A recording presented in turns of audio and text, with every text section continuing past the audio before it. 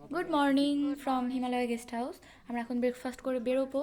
এটা হচ্ছে বিথিদি, তারপরে মলি আপু, জুনায়েদ ভাই, আদনান ভাই, অনুপম দা, শাহালুম ভাই, ওই হচ্ছে চারুদি, তারপর অবনীদি, বাবলি আপু এবং রিয়াদ ভাই, এই টিয়াসিড, আর এই হচ্ছে আমি। আমরা এখন ব্রেকফাস্ট করে বেরোবো, 8:30 বাজে সকাল।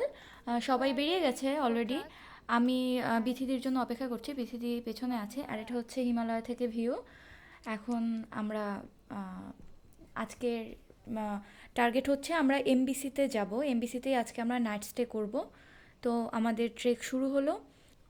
পুরো ট্রেকিং পথ জুড়ে কিছু দূর পরপর বুদ্ধদেবের মূর্তি রয়েছে। বরাবরের মতো আজকে আমি সবার আগে, গাইড, পোর্টার, গ্রুপ মেম্বার সবাই পেছনে। আর এখান থেকে দেওরালিয়ার 1 ঘন্টা লাগবে মাত্র, হোপফুলি। এখন দেখা যাক এখন কটা বাজে, এটা তো জানি না। Screen lock. এই যে এই মোড়টা ঘুরলেই দেওরালিয়া দেখা যাবে। এখানে খুব সুন্দর একটা ঝর্ণা, ঝিরিপথ, আর ওই যে দেওরালিয়া, এই যে দেওরালিয়া। ডাউনহিল দেন আপহিল। আকাশটা কি সুন্দর! যত উপরে উঠছি আকাশটা ততই সুন্দর লাগছে। আমার খুব কাশি হয়েছে।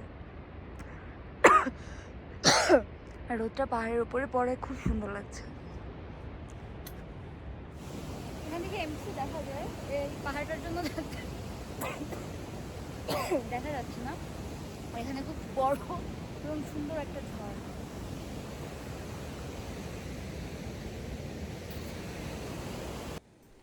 এই যে এই পথগুলো একটু ডেঞ্জারাস। ডেঞ্জারাস বলতে এই পথগুলোতে পাথরের উপর দিয়ে হাঁটার সময় পা মচকানোর একটা ভয় থাকে। এজন্য ট্রেকিংয়ের সময় জুতোটা খুব ভালোভাবে চুজ করতে হয়। এজন্য আমি শুধু ট্রেকিংয়ের জন্য ডিক্যাথলন থেকে এই জুতোটা কিনি।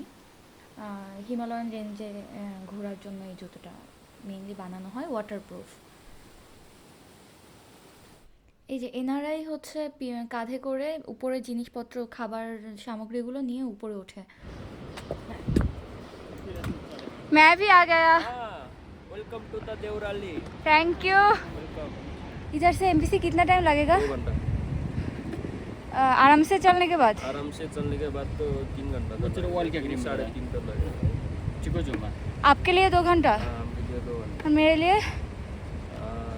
आप भी कल का जैसे कल चलेगा का तो जैसे 2 घंटे चलेगा में तो 2 पहुंच घंटे में तो जाएगा। पहुंच हाँ? जाएगा। आप भी कल का जैसा चलेगा तो 2 घंटे में पहुंच जाएगा। और वो लोग बाकी वाला? बाकी वाला तो मालूम नहीं है।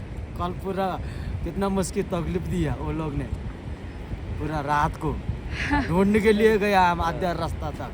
मैं तो 3 बजने तक आ गया। हाँ ठीक है। ओके, मैं भी गर्म पानी पीऊंगा। हाँ हाँ।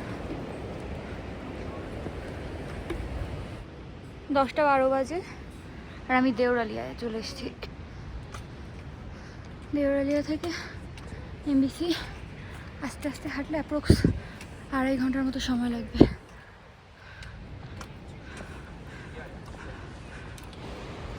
ওখানে দেওরালিয়ার নিচে একটা গেস্ট হাউস আর উপরে আরেকটা গেস্ট হাউস। প্রথম পর্বে যে নদীটা দেখিয়েছিলাম, মদিখোলা নদী, এটা হচ্ছে তার উৎস। এই অন্নপূর্ণা থেকেই মদিখোলা নদীটার উৎপত্তি বলা চলে।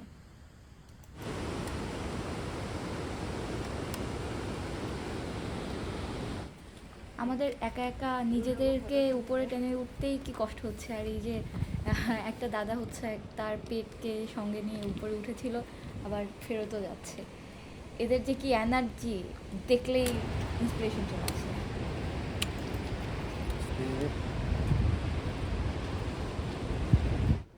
এই রোডটা একটু ন্যারো, আর পায়ের ব্যালেন্সটাও পাওয়া যাচ্ছে না। এজন্য অপোজিট থেকে কেউ আসলে সাইড হয়ে দাঁড়াতে হচ্ছে, না হলে আমি নিজেই হেলে দুলে পড়ে যাচ্ছি, এরকম একটা অবস্থা। ট্রেকিং করতে করতে আশেপাশে যখন এই বরফের পাহাড়গুলো দেখা যায় তখন একদম স্বপ্নের মতো লাগে। মানে আমি কোথায় আছি আমার নিজেরই বিশ্বাস হয় না।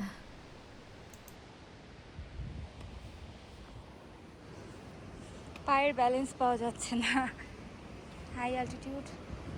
নিঃশ্বাসেও হালকা সমস্যা হচ্ছে, ইনহেলারটা নিতে হবে। नमस्ते। Namaste. Oh, this road is too much cool. এই যে এই সামনে যে গাছগুলো, এই গাছগুলো থেকে অনেকেই ডাল কেটে নেয় ট্রেক পোলের অল্টারনেট হিসেবে ব্যবহার করার জন্য। কারণ অনেকে একটা ট্রেক পোল নিয়ে আসে, বাট তারা ভাবে পরবর্তীতে তাদের মনে হয় যে একটা trek pole is not enough. তো এই জন্য এই গাছগুলো থেকে ডালগুলো কেটে সেকেন্ড অল্টারনেট ট্রেক পোল হিসেবে ইউজ করে।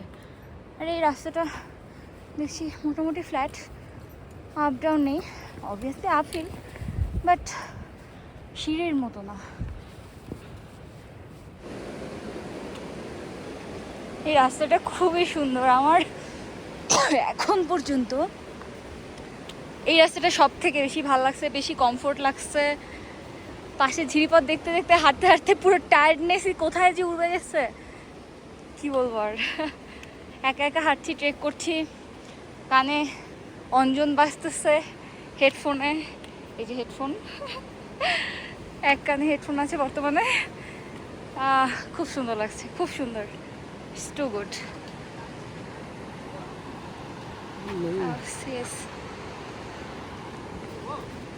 হাঁটা যাক, আবার দেখা হবে। Welcome to the Nepal visit 2024. Ram Bahadur दा, अब तो बहुत अच्छे से आराम से सो गया, कैसा लग रहा है? बहुत मजा आ रहा है, बहुत मजा।